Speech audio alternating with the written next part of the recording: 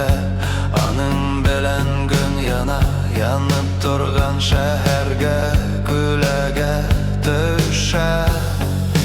O'zgarishlar bizning yuraklar talab ete, o'zgarishlar deb so'ray bizning ko'zlar. Bizning gulüye bizde, hem ko'z yoshlari bizde, hem binolarning pulsasi yasinde.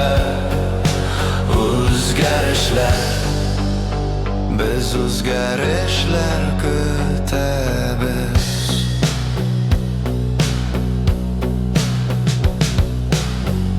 Elektr yaktisi bizning gönlimizni devam ete.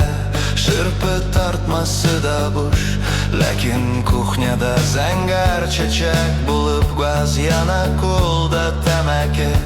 O'stalda çay buz hemag'adi, hem başka birni de yo'q, barisi da bizda.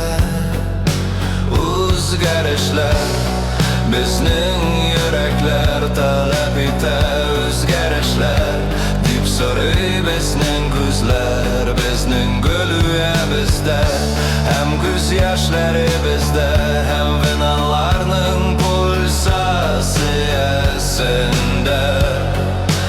O'zgarishlar, biz o'zgarishlar kutamiz.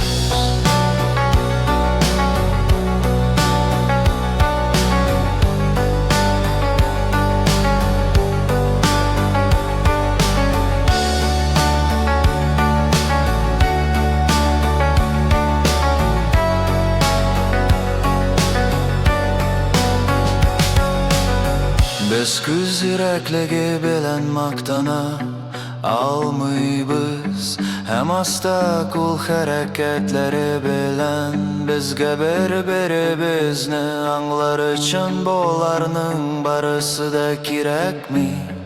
Qo'lda tamaki, o'stalda chay tugara, shulay yomila Hamkinat bizga narsanidir o'zgartirga qo'rqinch bo'lar. O'zgarishlar bizning yuraklar talab ete, o'zgarishlar deb so'ray bizning ko'zlar. Bizning gulüye bizde, hem ko'z yoshlari bizde, hem binolarning pulsasi yasinde. O'zgarishlar, biz o'zgarishlar kutamiz.